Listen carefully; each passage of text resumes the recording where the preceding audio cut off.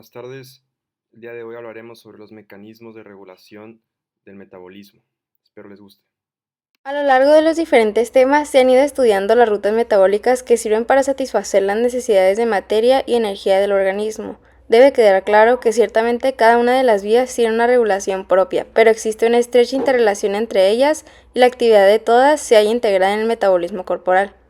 La regulación de los procesos metabólicos es necesaria para equilibrar el aporte de materia y energía en los diversos momentos de la vida celular.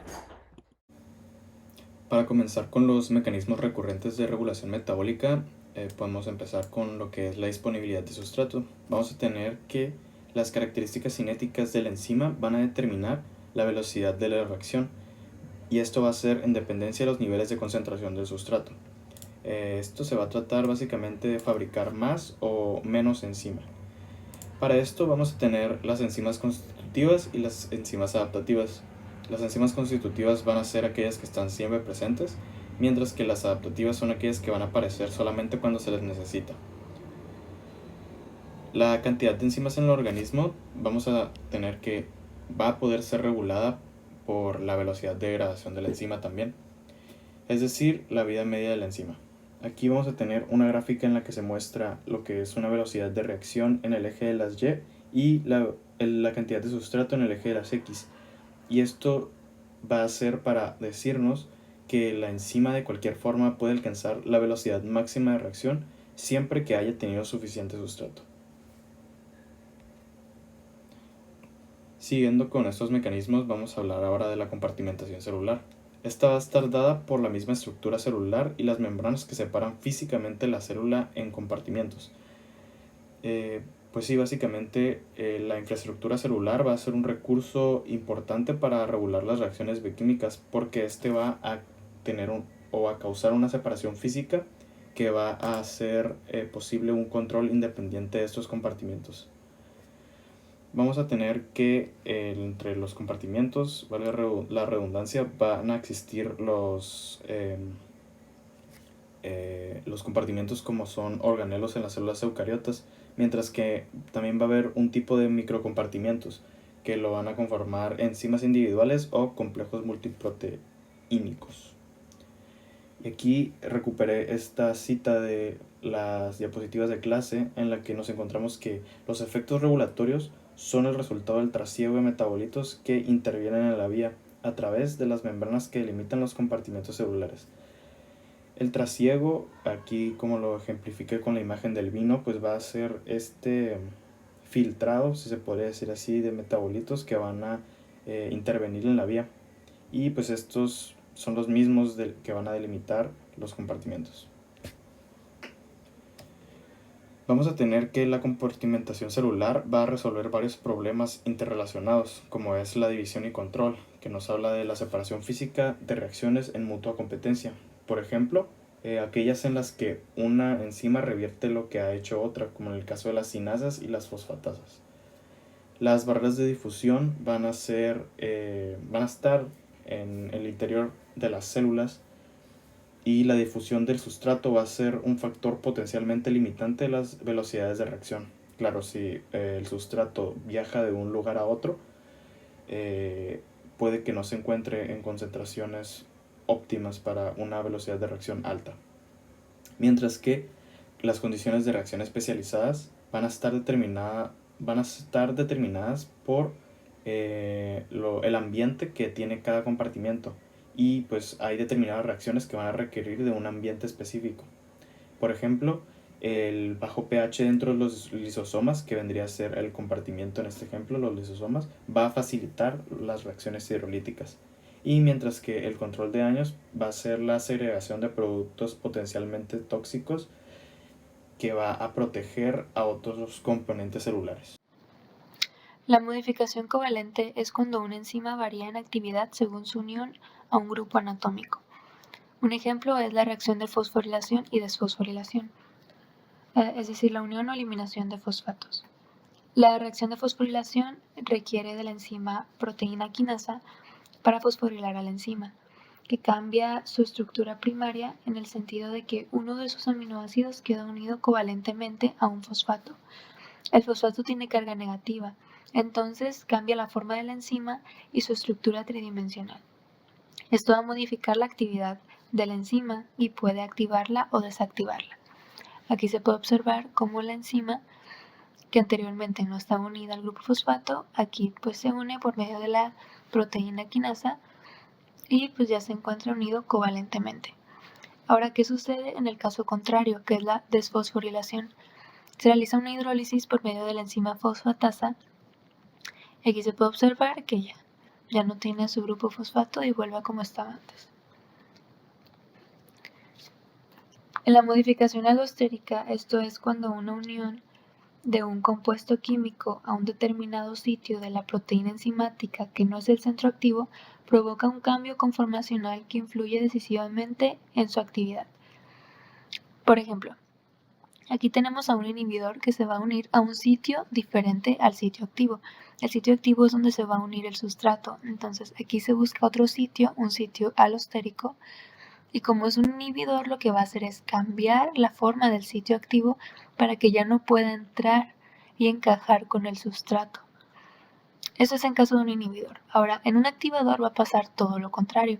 Igualmente se va a unir al sitio alostérico, pero como el sitio activo ya estaba alterado, lo que va a hacer es volverlo a su normalidad para que pueda encajar nuevamente con el sustrato. A continuación, hablaremos sobre la inducción enzimática, la cual va a ser descrita como la presencia de una sustancia que va a poder activar el proceso de la síntesis enzimática y, por tanto, aumentar la cantidad de la misma. En la imagen observamos a un promotor, que en este caso va a ser el ARN polimerasa. Su función principal va a ser la transcripción de los diferentes genes ubicados en el ADN. Esto con la finalidad de pasar al ARN mensajero, ocasionar su traducción y finalmente la creación de las enzimas correspondientes.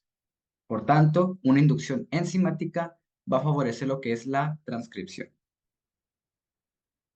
Asimismo, tenemos un activador, la cual su función principal va a ser acelerar y por tanto aumentar las cantidades de estas inducciones enzimáticas. El proceso va a ser igual que como ya se mencionó anteriormente, va a haber el ARN polimerasa, la cual va a permitir la transcripción, la generación del ARN mensajero para poder hacer la traducción y finalmente la creación enzimática.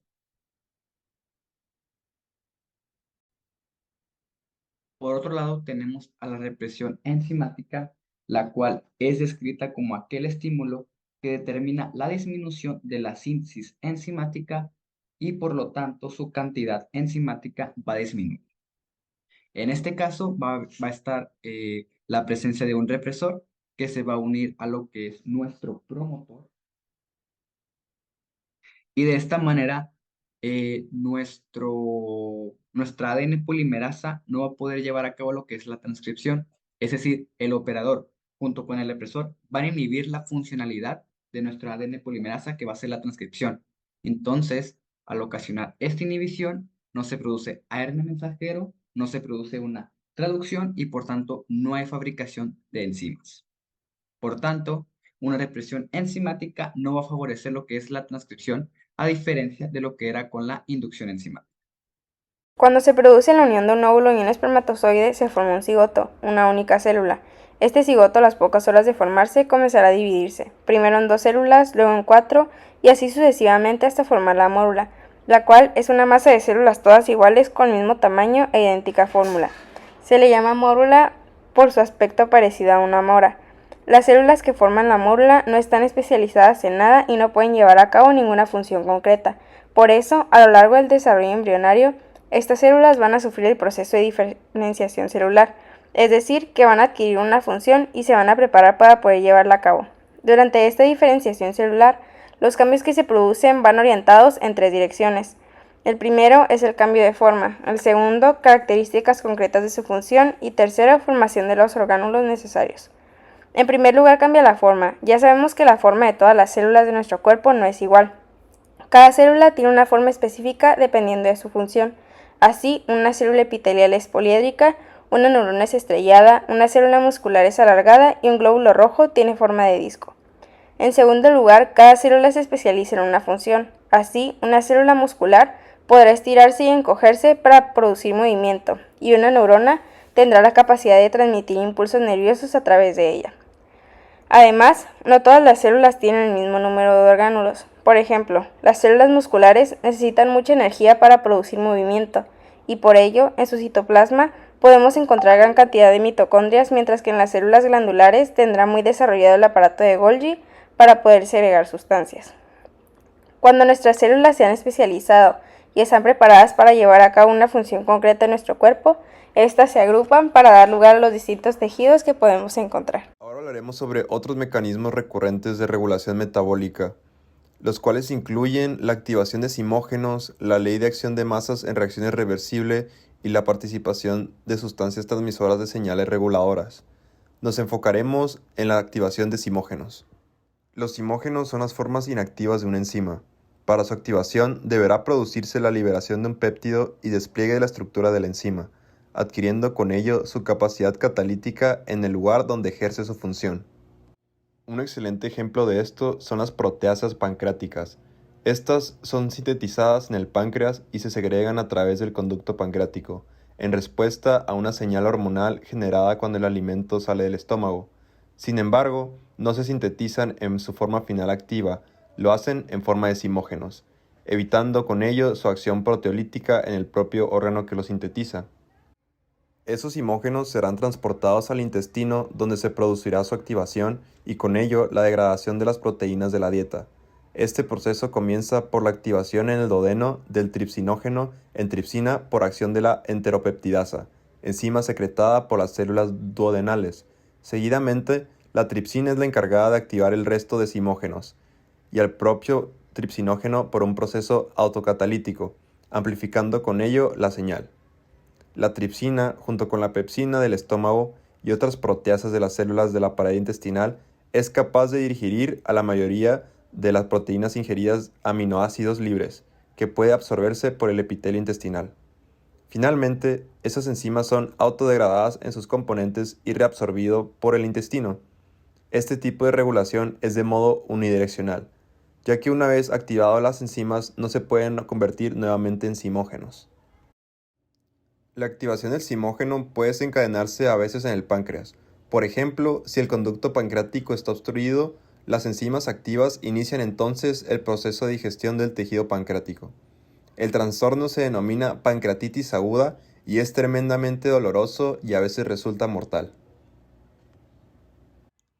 El siguiente esquema, esta tripsina va a actuar sobre sí misma, ayudando a la enteropeptidasa a degradar más rápidamente tripsinógeno en tripsina, y a su vez va a actuar activando la proelastasa hasta convertirla a elastasa.